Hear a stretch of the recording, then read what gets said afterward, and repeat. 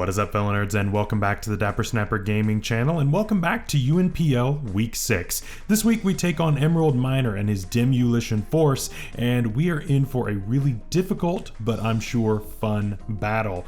Before we jump into it, make sure to leave a like on the video and subscribe if you haven't already. And of course, as always, we're going to be doing a quick team builder, and down below there will be timestamps if you would like to skip ahead. Now, Emerald has built a pretty scary looking team, as you can see. We did face Emerald last season in UNPL, and we did win a very narrow victory. So we're hoping to keep that positive record and go 2-0 here. So Keldeo leading the charge with Iron Crown right behind. I am a huge believer in Iron Crown, and I think that Mon just is stupid good into my team. So I'm really concerned about that, and I really don't know what I'm gonna do.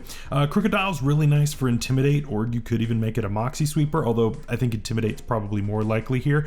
Lycanroc Dusk probably gonna give me some issues. It hits pretty hard, it's fast, it's a really good mon. Sylveon, really bulky fairy. You've seen what we can do with that on the channel, getting a 6-0 last season with that. I'll put that up in the iCard above. Terra Decidui, really cool. Cyclizar, Salazzle.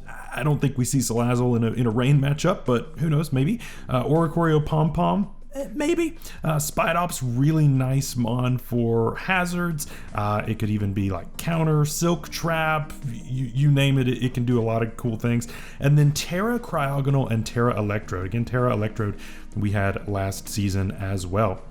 His team is interesting, and I think that this is a pretty even matchup, and I think, at least to me, if we can stop Iron Crown from getting set up, I think we're gonna be okay. But if Iron Crown gets set up, I think we just lose. And so we're just gonna have to see what we can do in order to stop it from getting where it needs to go. So what did I bring this week? Starting off, we're gonna go ahead and bring Pelipper. Pelipper, of course, is going to be our rain setter, and we're going with Spadef this week. I know I've been saying that I'm gonna bring like a speedy variant, and I will eventually, but you know, I still want the bulk so that I can live a little bit longer, and I think going Spadef this week is going to be just a little bit better. Hurricane and Ice Beam hit most things, and then of course Roost and U-turn in order to keep myself healthy and get out if I need to. Next up, Kingdra, and we're going back to specs. It's been a while since we have run this, but yeah, we're running specs. We got enough speed to outrun everything on his team, and we're running Surf this week so that we don't miss Ice Beam, Flash Cannon, and Hurricane. Hits pretty much everything on the squad, and does really well with modest specs. So I'm hoping that that'll be a really good mid to late game breaker.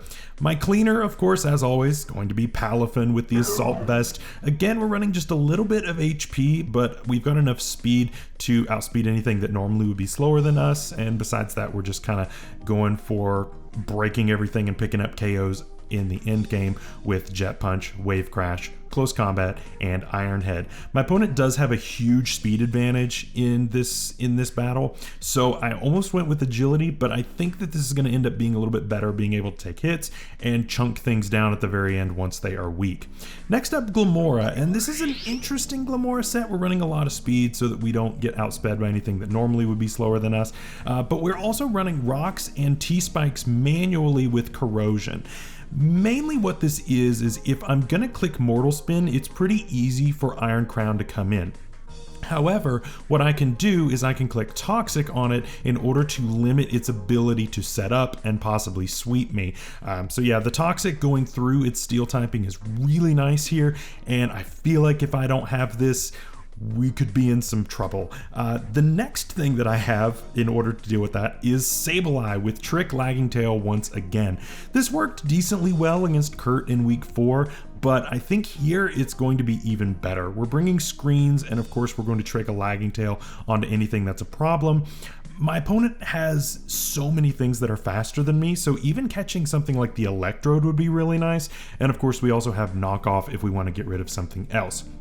And finally, we're bringing offensive Great Tusk. Normally I bring Spin on it or something a little more bulky, but this time we're bringing Booster with Bulk Up. If I see Spidops, basically this is going to be my lead, and I'm basically going to try to set up a little bit and just kind of do some early breaking and see how far we can get. In mocks, this did pretty well, and once it gets set up, there's not a whole lot that he can do, but it's a matter of getting it set up. And so the idea is to maybe catch him by surprise and get this in before webs go up, if that's the case, because this thing sets up all over Spite Ops all day long. So that is the squad for today. Am I confident in this matchup? We'll see what happens. I'm thinking that this is going to be a pretty one-sided match, and I don't know which way it's going to go. So I'm excited to jump into it, and I hope you all are as well. Let's go ahead and find Emerald and jump right into it. Here we are in team preview, and once again we are doing post-com this week. We had to push the time pretty late in the night, and again my daughter was having to get up to eat during the time of this match, so had to do post-com this time. But he did not bring Iron Crown, which was insane to me. Iron Crown was just so good into my squad, and I was just honestly shocked when I didn't see it. So yeah, very, very good for us looking at his team. I think that this is definitely much easier of a match than what I faced in my mocks or anything like that. So I'm looking forward to it. So I'm gonna actually lead off with Sableye because I'm pretty sure that Electrode is gonna be your lead, and that seems pretty free to me. So that's what we're gonna lead with, and probably just turn one trick if that's what we end up seeing. If we see Keldeo, we may do the same. If we see Lycanroc, maybe, but Electrode is really going to be the main target of this now. So really, really cool to not see the biggest threat to my team. Before we get too deep into it, of course, make sure to go check out Emerald. Emerald is one of the coolest and just nicest guys in draft. So of course, make sure to check out his side. He puts out great content always. And we do get the lead right with Electrode. So this thing can Terra. He actually brought all three of his Terra captains this week, which was kind of wild. I was pretty sure it was going to be this. This seemed like the best option into my team. Terra Ice just kind of seemed like it would go wild, so that's really what I was calling during the battle. Terra Electric also didn't seem too bad, and just spam thunders into me using my rain in order to get the accuracy boost. So yeah, I was thinking either Electric or go with the Ice. Either way, that gives you coverage for the Great Tusk, and so that's going to be really, really nice there as well. He does take a good time to think about what he wants to do, as I got my little boy Sableye out here, and he does stay in, which means that this thing went from the fastest thing out here to now being the slowest. And he also goes for Grass Terra, which is not at all what I expected. I was going between Ice and Electric this whole time. The Grass honestly kind of shocked me, but that's fine. I really think that ends up being okay, and so he's going to get a Lagging Tail put onto this, and we get a Choice Scarf, which is not great for a Sableye, but what that means is he was trying to outrun my Kingdra while the rain was up, and so it's really good that we can take that away. This does give me a free light screen at this point, as he either switches out or he just goes ahead and gets some chip onto my Sableye. This is going to help my team to take those special hits a little bit better. Of course, I can't also set up Reflect because I'm now choiced into light screen, which is kind of rough. I wish that I'd have been able to set light screen and go down in that same turn, but unfortunately it made me a little bit too bulky, but that's fine. I don't really have anything that I want to hard switch in on a Grass Terra Blast. I almost went into my Glamora here, but I don't know. I just don't think that taking a bunch of extra damage on this was necessary at this point when I can just let Sableye go down. Sableye was really here as the anti-Iron Crown kind of mon, and since he didn't bring it, I just don't think that I have nearly as much value in it now since the Lagging Tail has been tricked away. So we do go ahead and let that go down. You did your job. Electrode is now the slowest thing around, which is really, really Nice. And so now we get a free switch though, because he did go for Volt Switch. We get to see what he wants to go into, and then we get to make a reactionary switch in, which is really great for us. He does take a second to think about what he wants to go into, because we have taken away one of his best answers to my team, and that puts him in a really rough position. He ends up going into the Symmetry, which is the Cryogonal, and to me that is a free switch into the Glamora. Everything else on my team does not want to deal with Cryogonal. My Kingdra, even once it Terras, it can't do all that much to Cryogonal because this thing is stupid bulky on the special side. Of course, taking an ice move on my Great Tusk is going to really hurt. Freeze Dry, of course, is going to probably just straight KO my Pelipper, do a decent amount to Palafin. This is my only switch in. Freeze Dry just kind of destroys this team that I brought because I wasn't sure if he was going to bring Cryo, but yeah, Cryo's really good into my team. It definitely makes this thing a huge threat. So we are going to go ahead and go into that once I make up my mind. And, you know, obviously the Corrosion ends up not being as useful in this case because he didn't bring his steel, but that ends up being fine. I don't think that not bringing Toxic Debris ended up making a huge difference here, and I needed the insurance against the Iron Crown. So at this point the battle becomes a little bit of a stall fest as we kind of trade blows. My goal here is to end this interaction with having some hazards up, because obviously this thing is going to carry Rapid Spin, it's going to carry Freeze Dry. What else it has, I have no idea.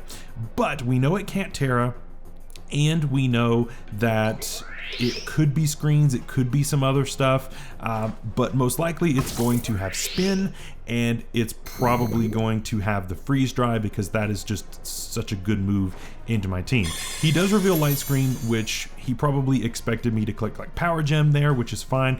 And so, you know, I realized, you know, looking back at the team builder and all that, I realized that I had put some special attack investment into this when I actually had removed this. I originally had Earth Power on this over the manual Toxic because I was trying to catch Iron Crown, but the more I looked at it, it didn't make as much sense to bring the Earth Power because it didn't do really anything anyway, and that was just going to be a free weakness policy if that's what he brought. So now we just end up in a stall war, and I'm actually going to speed this part up, and I'll jump back in as soon as this part concludes.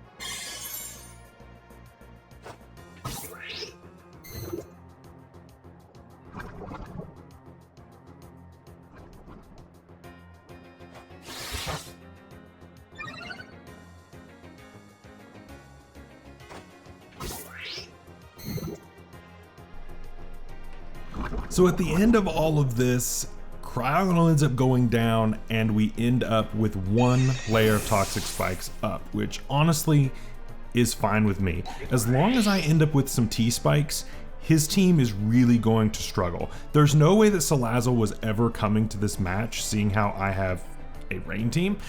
So I felt like T-Spikes were pretty free into this, and I've looked back at a few of Emerald's videos, and he doesn't really bring boots all that much because he feels that he needs a little more power with things like life orbs, choice items, that kind of thing.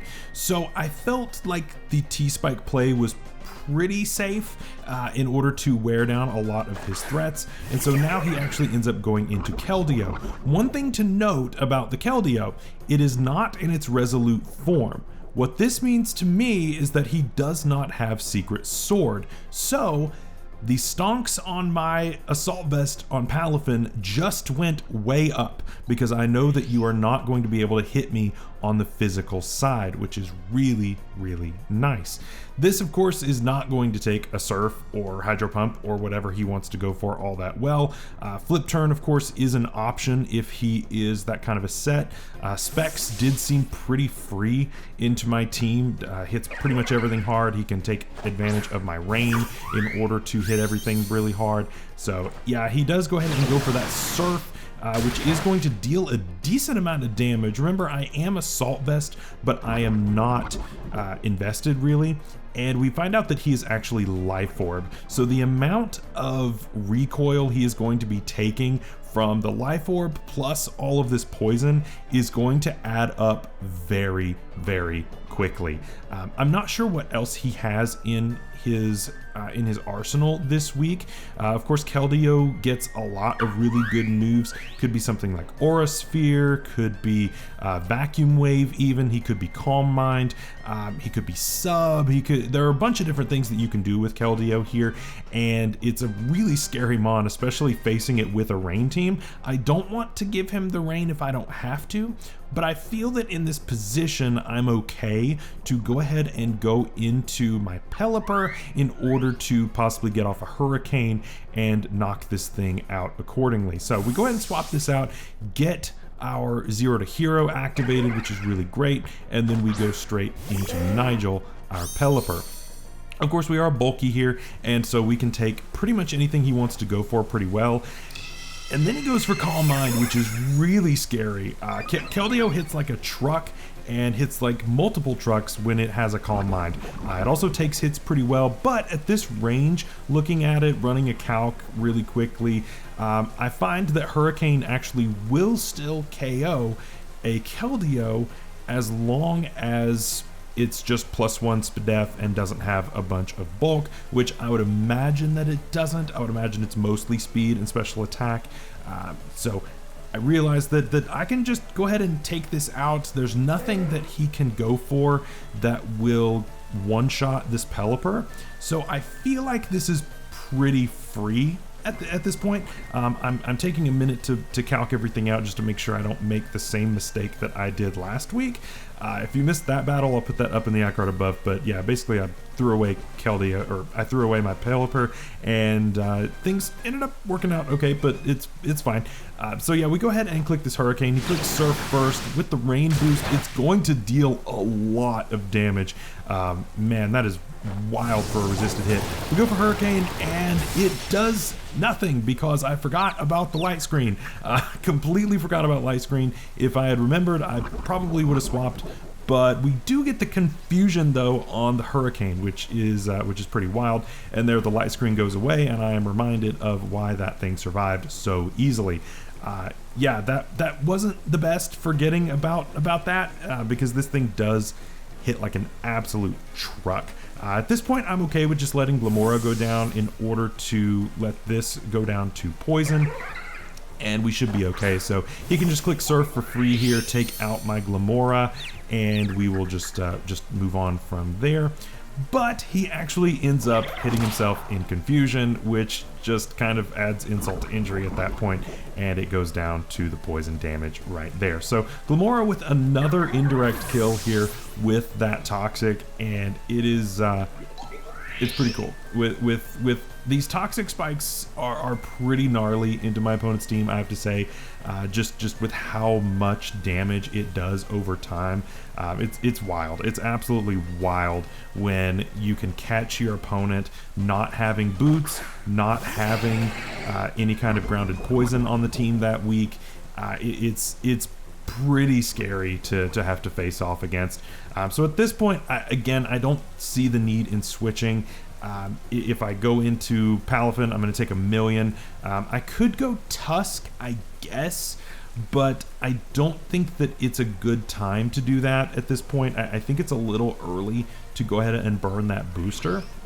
So I think it's a little bit safer if I just go ahead and let this go down, and then I can swap into something else a little bit more freely that can actually take a hit pretty well, like an Accelerock or a Close Combat or whatever he wants to go for. This thing is very much still a scary threat, especially if it's Choice Banded or Swords Dance with Life Orb or something like that. This thing can absolutely do work.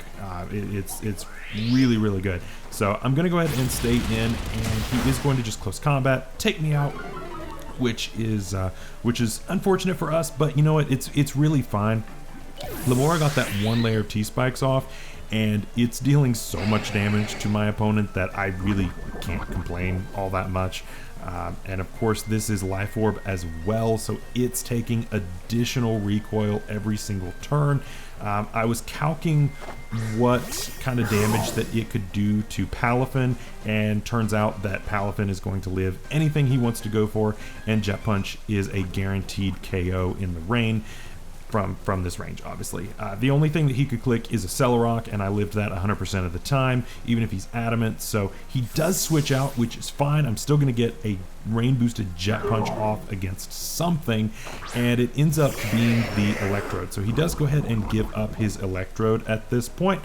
It is Lagging Tail, obviously, so there's not a whole lot that he's going to be able to do with that. And we deal a solid half to this thing with Jet Punch, which is wild. I wasn't sure on my calc here, and I didn't want to accidentally have low rolled on the first time, or high rolled on the first time and then low roll on the second one. I had to jog my memory and remember that he's Lagging Tail. So we went ahead and go ahead and for the Wave Crash here and take this out. He does have Aftermath, which I completely forgot was a thing. I had Electrode last season. I never brought Aftermath, so I completely forgot that was a thing. That could have been a huge disaster if I had clicked Wave Crash that first turn and one-shot that thing. That could have made this a very different game, because I think I would have just lost Palafin at that point. So that could have been really, really bad. Really good bringing that Aftermath though. That's really scary, and I did not remember that was a thing at all. He goes back into Lycanroc now though, and now with the Aftermath recoil and the Wave Crash, I am now in range of an Accelerock from Life Orbed Lycanroc. So I was looking at my calcs here. My Jet Punch, I believe, is going to go second, just because Lycanroc is naturally faster. So it's not a good idea for me to stay in at this point. However, I do have a Great Tusk that is just kind of sitting there and chilling in the back. Hasn't come out yet, has that booster ready to go. I actually have not used booster energy, I don't think, on any Mons this generation. I had Iron Treads in SSBA, and I don't think I brought booster at all during that season. I always ran something completely different. So it's cool to finally be able to use, you know, one of the main mechanics of the new Pokemon. But yeah, we're just gonna go into Tusk. It's pretty free at this point. Accelerock is doing 0. Close Combat, it's okay, but I mean, we have such a massive defense stat that it really isn't going to matter all that much. So we go ahead and pop our booster. Of course, we have no attack investment, so that we will get that speed boost, and Accelerock does 0. Yeah, it's laughable how little that did. And so that's another turn of Life Orb and Poison that this thing is having to take. And as far as I'm concerned, this is a free bulk up. I really don't have to think about that. Once I get to +2, I'm guaranteed to take out Sylveon. And yeah, I need that second one. But he does bring out Decidueye immediately, which could have Leaf Blade, which could crit me, and I don't know that it's best for me to risk that, just because the crit is a thing, and Leaf Blade of course has a high crit chance. So at this point I go ahead and click Knock. Now, in fairness, I probably should have just clicked Bulk Up here, but he does end up just clicking Shadow Sneak, and so another bulk was completely free, and if I had done that, then Tusk would have just swept at this point, but I did not do that, and so it is not a guaranteed KO into Sylveon anymore, especially if it is physically defensive. If he's specially defensive, it's still a roll.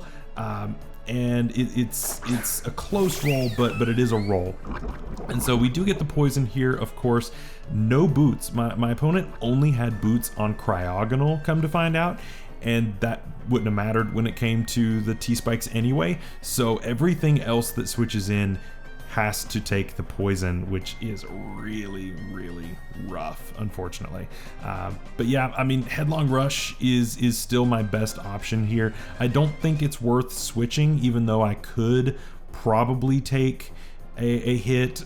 Could probably just sack Pelipper if I wanted to, and then go Kingdra and kind of clean up. But I'm also not sure if this thing's physically or specially defensive, and so if I did go into Kingdra, I don't think I would KO even with Flash Cannon, just because this thing is so bulky on the special side. So yeah, Headlong Rush just seems like the safest play at this point. I'm really wishing that I had bulked up again, because that would have guaranteed the KO, and he is not physically defensive, but we do low roll and do not get that KO, unfortunately, and Hyper Voice is going to KO us every day of the week right there. Our Spadef is not great on Great Tusk, so yeah, that was a guaranteed KO absolutely every single time. He does reveal himself to be leftovers, which means that he is going to live into the next turn, so he gets one more turn having Sylveon. And I could have done a couple of things here. I could have gone into Palafin so that was the next thing ready to go, but I end up just wanting to set up for the end game here, and so I'm just gonna go ahead and get a KO with this. In hindsight, I should have just clicked U-turn. I don't know why I didn't U-turn at this point.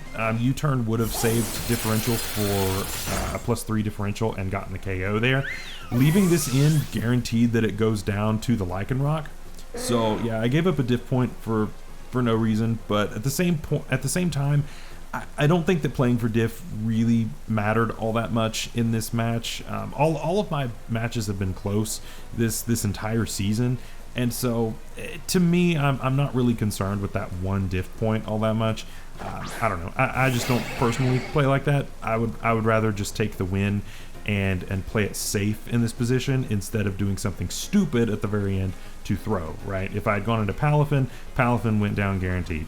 If I had, if I stay in with this goes down guaranteed. The safest play, I guess, was going for U-turn, but I ended up not doing that, and so I'm going to end up giving up a diff point for that reason. That crit absolutely did not matter.